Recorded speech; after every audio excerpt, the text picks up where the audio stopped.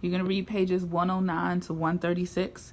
You're going to do two webs. So in one web, you're going to draw a circle and write the words hard times or hard moments. I'm sorry, it's hard moments. And then in the other circle, you're going to write hopeful moments. So for hopeful moments, you're going to think of hopeful moments of Billy Joe showing she's going to be able to move on. And for hard moments for her being able to move on. So think of all the hard stuff she's gone through, mama dying, baby dying, her and her dad kind of falling apart.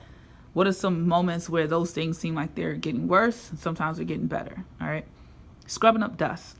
Walking past the Crystal Hotel, I saw Jim Martin down on his knees. He was scraping up mud that had dried to crust after the rain mixed with dust Sunday last.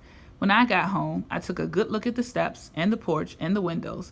I saw them with Ma's eyes and thought about how she'd been haunting me. I thought about Ma, who would have washed clothes, beaten furniture, aired rugs, scrubbed floors, down on her knees, brushed her hand, breaking that mud like the farmers break sod, always watching over her shoulder for the next dust roller to roll in. My stubborn Ma. She'd be doing it all with my brother Franklin to tend to. She never could stand a mess. My father doesn't notice the dried mud. At least he never tells me. Not that he tells me much of anything these days. With Ma gone, if the mud's to be busted, the job falls to me. It isn't the work I hate, the knuckle-breaking work of beating mud of every blessed thing, but every day my fingers and hands ache so bad. I think I should just let them rest, let the dust rest, let the world rest, but I can't leave it rest on account of Ma. Haunting. January 1935. Outlined by dust.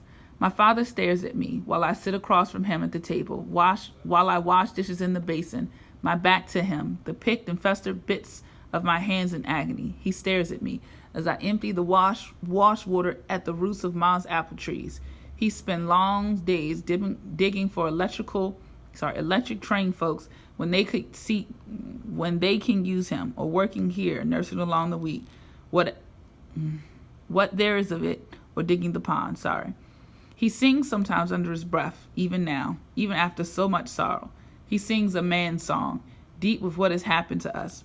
It doesn't swing lightly the way Ma's voice did, the way Miss Freeland's voice does, the way Mad Dog does. My father's voice starts and stops like a car short of gas, like an engine choked with dust. But then he clears his throat and the song starts up again. He rubs his eyes the way I do, with his palms out. Ma never did that. He wipes the milk from his upper lip, same as me, with his thumb and forefinger. Ma never did that either. We don't talk much. My father never was a talker. Ma dying hasn't changed that. I guess he gets the sound out of him with the song he sings. I can't help thinking how it was for him without Ma. Waking up alone, only his shape left in the bed, outlined by dust. He's always smelled like a little like her first thing in the morning when he left her in bed and went out to do the milking. She scuffed into the kitchen a few minutes later, bleary-eyed, to start breakfast. I don't think she was ever really meant for farm life. I think once she had bigger dreams, but she made herself over to fit my father. Now he smells of dust and coffee, tobacco and clouds. None of the musty woman small smell left that was Ma. He stares at me. Maybe he's looking for Ma. He won't find her. I look like him. I stand like him. I walk across the kitchen floor with that long-legged walk of his. I can't make myself over the way Ma did.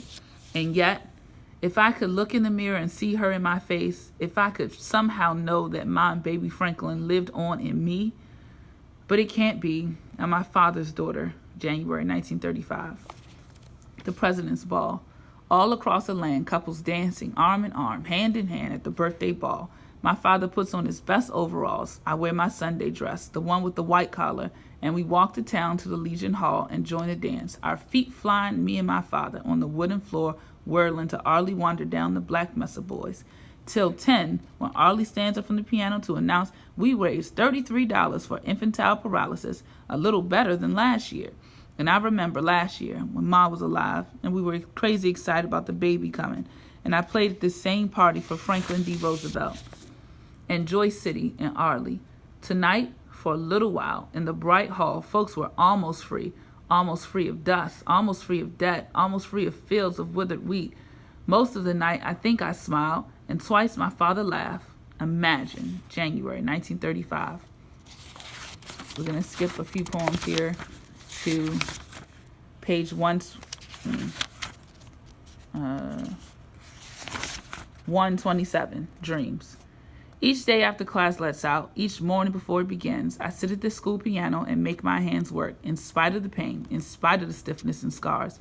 I make my hands play piano. I've practiced my best piece over and over till my arms throb. Because Thursday night, the Palace Theater is having a contest. Any man, woman, or child who sings, dances, reads, or plays worth a lick can climb onto that stage. Just register by 4 p.m. and give them a taste of what you can do, and you're in, performing for the crowd, warming up the audience for Hazel Hurd players. I figured if I practice enough, I won't shame myself. And we sure could use the extra cash if I won. $3 first prize, $2 second, $1 third. But I don't know if I could win anything, not anymore. It's the playing I want most, the proving I can still do it, without Arlie making excuses. I have a hunger for more than food. I have a hunger bigger than Joyce City. I want tongues to tie and eyes to shine at me like they do at Mad Dog Craddock. Of course, they never will, not with my hands all scarred up, looking like the earth itself, all parched and rough and cracking. But if I played right enough, maybe they would see past my hands. Maybe they could feel at ease with me again, and maybe then I could feel at ease with myself. February 1935. The competition.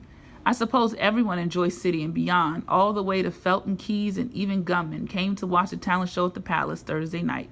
Backstage, we were 17 amateur acts, our wild hearts pounding, our lips sticking to our teeth, our urge to empty ourselves top and bottom, made a sorry sight in front of the famous Hazel Hurd players.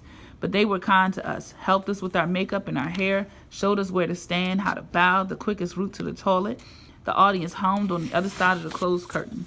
Ivy Huxford kept peeking out and giving reports of who was there and how she never saw so many seats filled in the palace, and that she didn't think they could squeeze a rattlesnake into the back even if he paid full price. The place was so packed.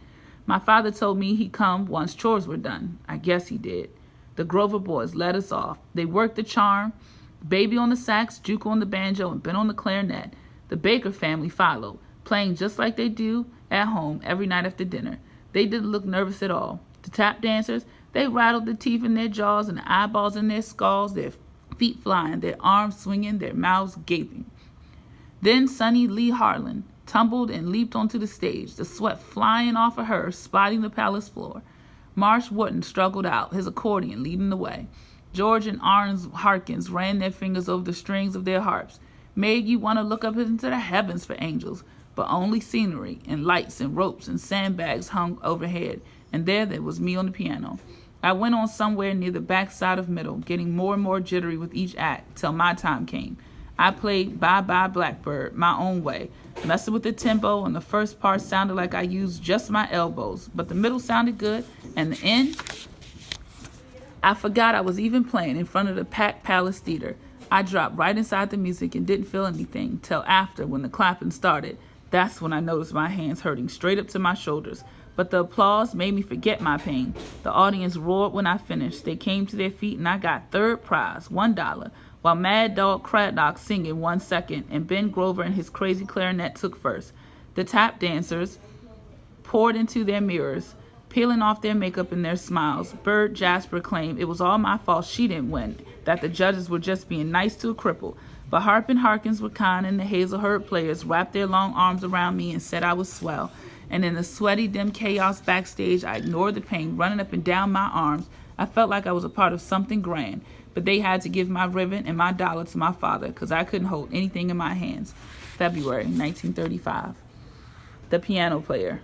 Arlie says we're doing a show at the school in a week. Billy Joe, come play with us. If I asked my father, he'd say yes. It's okay with him if I want to play. He didn't even know I was at the piano again until the other night. He's making some kind of effort to get on better with me now, since I did him proud at the palace. But I say no. It's too soon after the contest. It still hurts too much. Arlie doesn't understand. Just practice more, he says. You'll get it back. You can travel with us again this summer if you like.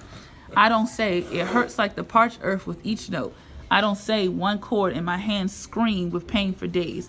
I don't show him the swelling or my tears. I tell him I'll try. At home, I sit at Mom's piano. I don't touch the keys. I don't know why. I play Stormy Weather in my mind, following the phrases in my imagination, saving strength, so that when I sit at the piano, That's not Maz. Everyone crowds into the school for Arlie's show. No one can say that Billy Joe Kelby plays like a cripple. No good. I did play like a cripple at Arlie's show.